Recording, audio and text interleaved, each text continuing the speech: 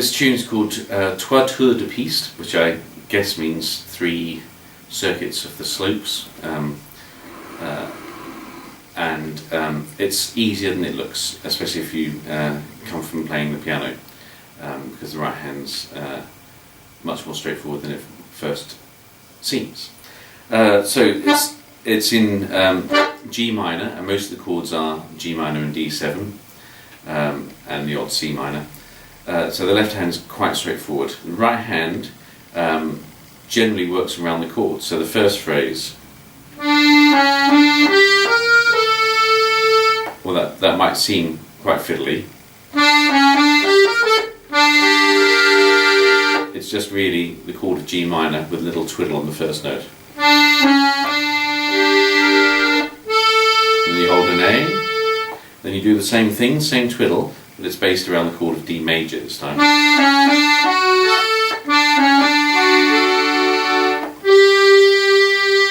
Then you move the twiddle to G, and that's based on G major this time.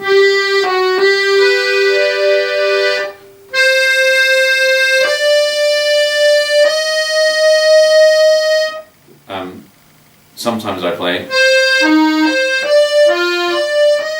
so I've got a 6th below the main tune.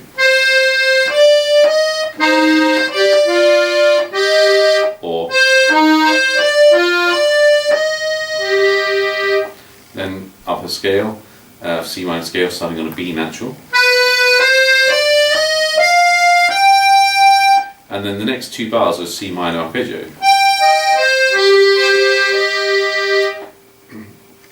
But the way the tune's written, you actually use triplets. Then we have a G minor arpeggio, but again with triplets. It's exactly the same notes, you just twiddle around on them.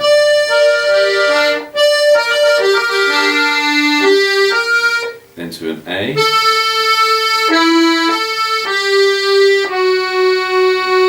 And then it pretty much repeats.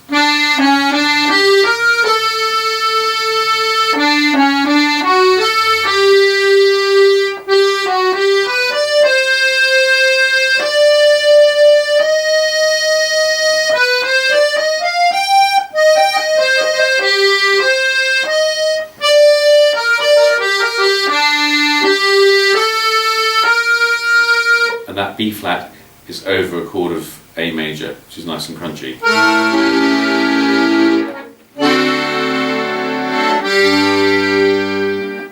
That's the first section. The second section, again, seems quite hard, but it's really quite simple. It involves playing the tune in thirds and putting a D in between each pair of thirds. So we start off with a C and an A. There are your Ds. Back to C and A.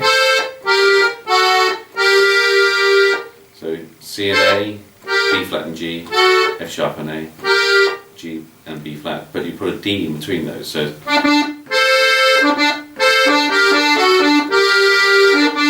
then you do the same thing, but reaching up to a B flat and then a D for the thirds, and moving down by step.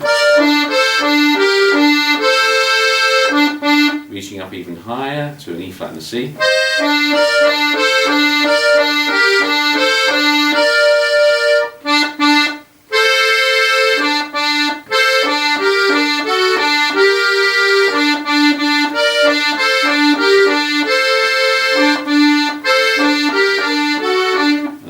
Twiddle again. And instead of going up, we come down. And that's it. Oh, so the whole of that section, it's up to you whether you play 3 Ds or 2 Ds. I find that at speed it's easier just to do the 2 Ds.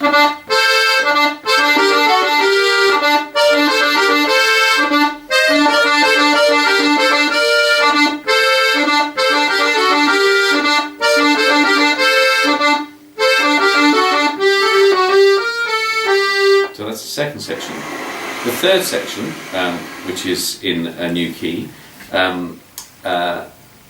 still has thirds. We start off with a B flat and G, all the way up there, and we just move down in the scale of B flat major in thirds.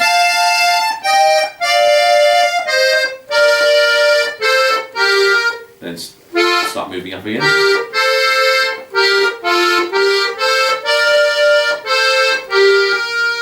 Don't play a third on the last one like I did, because we want to be on a B flat chord. So everything is in thirds and moves by step in the scale of B flat major.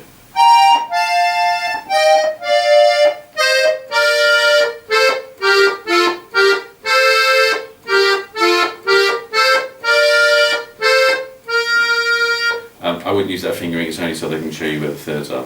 And then you repeat that, starting from the top B flat and G.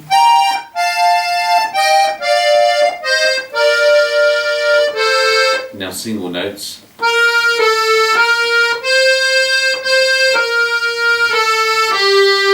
But again, everything moves by step. The whole of that section.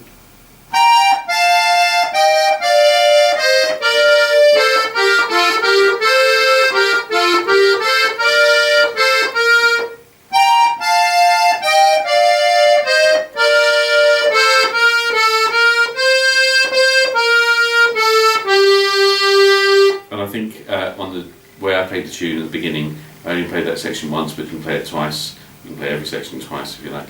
And that's it. And you can move between sections. You can play the A section followed by the B section, or go straight to the C section, which is that one. So that's the tune. It really is much easier than it looks. The chords, let me get a little closer.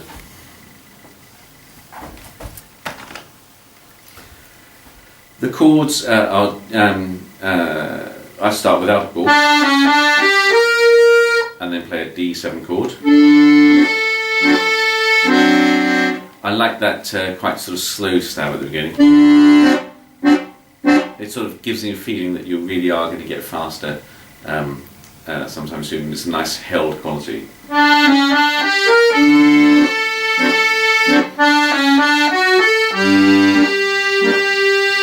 And I'm stopping the chords for the twiddles just so they're not too muddy. And here we've just played a G minor chord.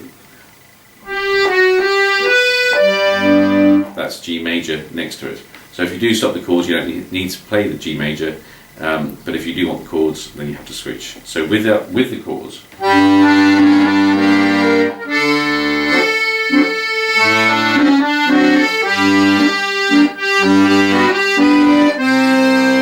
C minor, G7, C minor. It depends what you do with the chords and the right hand. If I'm playing in the right hand, then I might play everything in root position. I'll probably do that anyway. So from the beginning of the tune, the left hand, let's assume I'm going to play the chords. D7, and then D7 but over an A, G7, G minor, G major, C minor, G7, C minor, C minor, or over the change the bass. The only reason I didn't do that before is that we end up with G's in both hands, which is a little weak. So you might want to stick on the root for that chord. And G minor, A7, D7,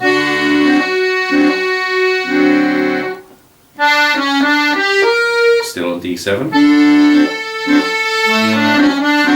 G minor, G7 or G major, G or G7, C minor, still on C minor,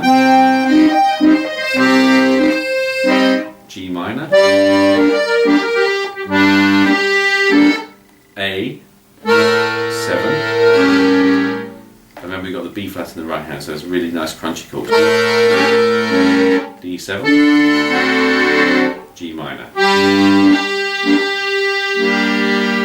So you can see it pretty much all moves by step in the left hand, apart from one stepping up to an A7 chord. Now the second section switches between G minor and D7. Start off with D7,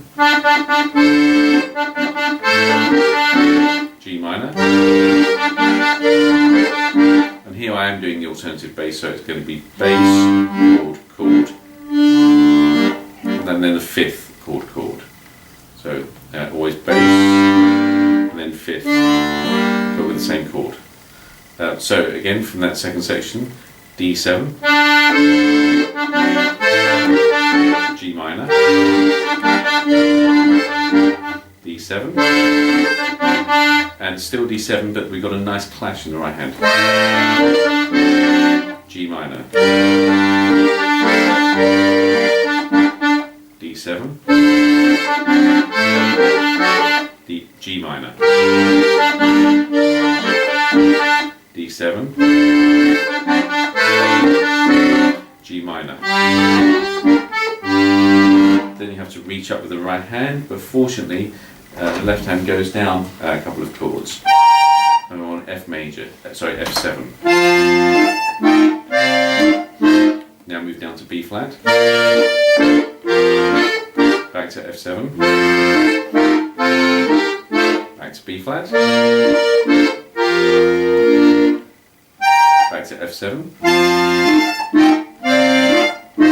This is the only real leap, that's to D7, G minor, C minor, D7, G minor. So the chords are relatively straightforward. If the chord lasts 2 bars, generally I play root, chord, chord, fifth, chord, chord, except for times when the triplets are happening. For example,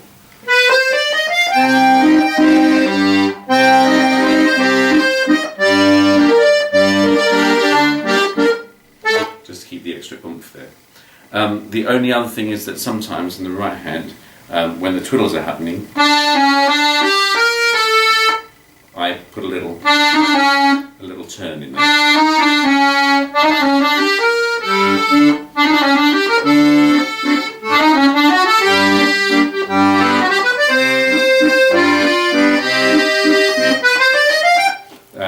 Just add some life to it. You don't have to do that. Sometimes I don't do the triplets. I just hold on to the notes as they come down. Just for a bit of variety. And that's it really. So once you've worked out what you're doing, the right hand's simpler than it looks, because it really does stick to the chords and or moving in thirds with just a filler note. And the left hand is relatively straightforward. So I hope that's some use.